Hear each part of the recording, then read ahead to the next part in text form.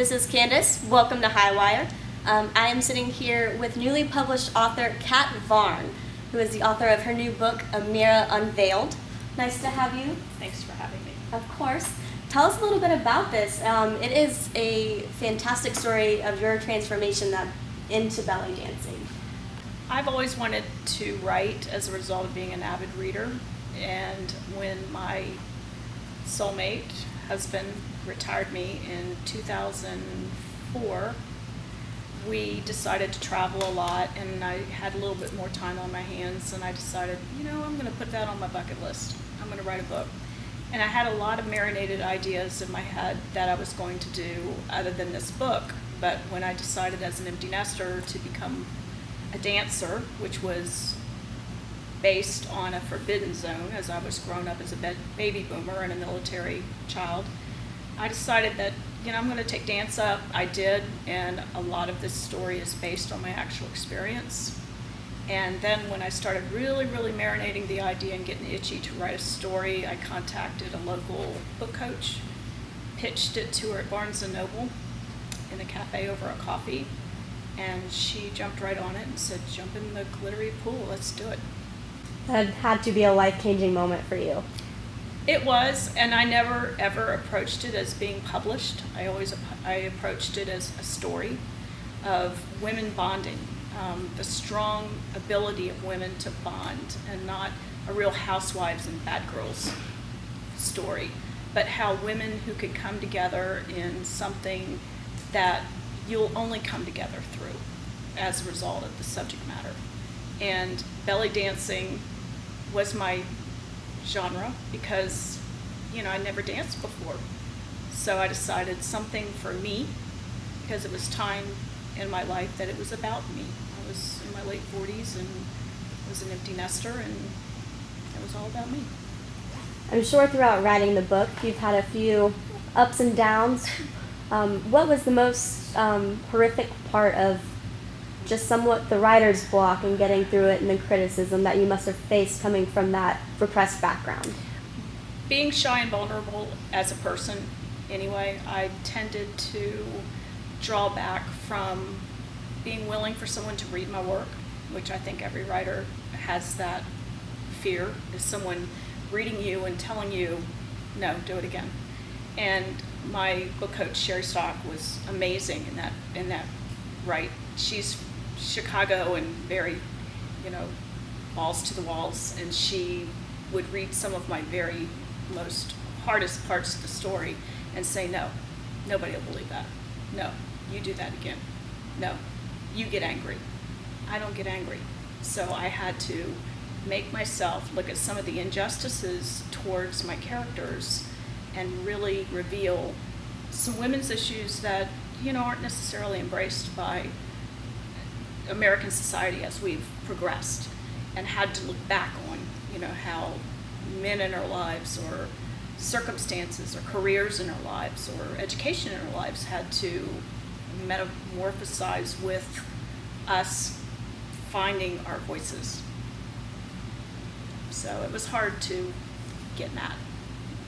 Throughout those hard times, and who did you turn to for support? What was your motivation to keep going and just get through it?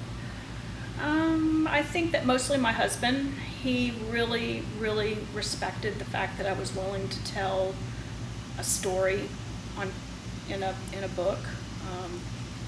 He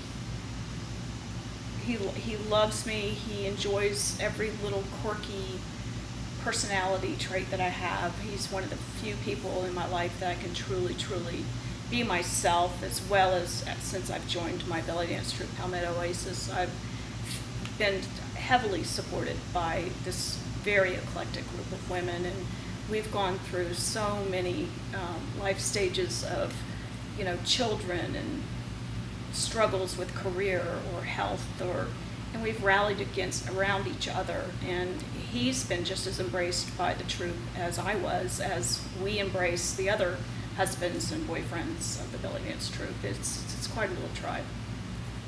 What are some of the highlights of writing the book? Having someone pick it up the first submission. We were setting up my website, deciding that we were going to pitch it, And we had edited for 2 years and gotten it pretty tight. It was still a little bit above the word count. We had to go through and get a little more diversion out. And as we were getting ready to pitch it, my synopsis was pitched to BQB Publishing. And within 30 minutes of us sitting down and trying to do my website, we got an email back and said, we want it. I've never, like Nicholas Sparks, I've never been rejected, even though this is my first book. It was grabbed up instantly. They resonated with the story, they resonated with the female humor, and here I am. With you mentioning Nicholas Sparks, who are some of your favorite authors? I read. I love anything from biographies to fantasy. Erin Morgenstern's my favorite right now with The Night Circus. She's so amazing in the way she can visualize the scene, and you feel like you are there. And that was my goal in my book. Sherry said, don't tell it, show me. Talking about capturing things, in the book you capture your trip to Jamaica very well. Tell us a little bit about it.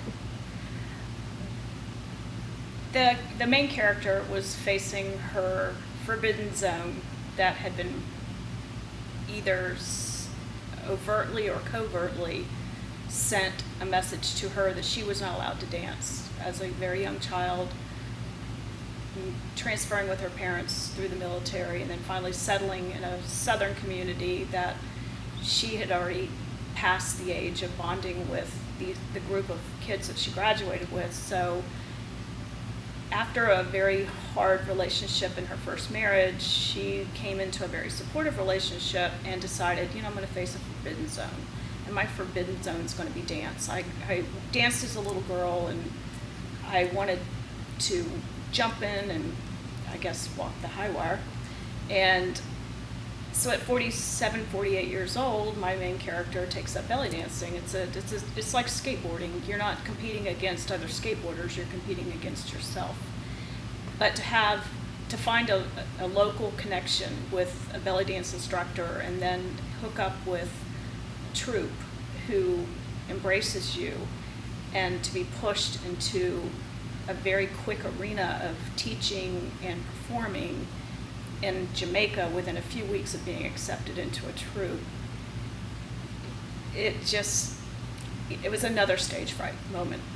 But again, because she was embracing forbidden zones, she took the high wire without any safety net and joined them over there and met them pretty much cold turkey and bonded with them through many, many amusing scenarios that lasted for 1 week, and we made the best of it. I mean, we found our humor, we revealed our fears, we revealed our triumphs, we revealed our bad choices, and of course there's other people that come into the mix that you didn't travel with in a hotel that's clothing optional. So you just got to have an open mind. So, that's a lot about life. Yes, very quick baptism by belly dance fire. What is the main message that you wanted to accomplish with this book? I think that as a baby boomer and being raised in the early 60s as a child, I didn't necessarily capture Woodstock and, the Bay of Pigs and that type of thing, but I was raised under the notion that my female gender was expected to take a certain role, and I conformed very easily as an oldest daughter. And when I decided to embrace what other women had forged before me, and I decided to find my voice or find my dance, I jumped in and took it back. And I think there are a lot of women that can resonate with the other characters in the book that did the same thing, whether they were allowed to pursue their interest in dance, whether they were allowed to pursue their interest in being part of the hippie culture, or, we all came together because we found our voice or we found our dance. And it's there if you're willing to go out and grab it or shimmy it, whichever way you want to do it. What's next on your schedule? I will be in San Francisco as of Wednesday, August 14th, with some friends.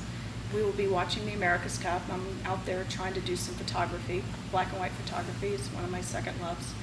And as a result, my BQB has secured me doing a reading or an appearance, whatever they want me to do. It's a quirky little indie bookstore called Green Apple.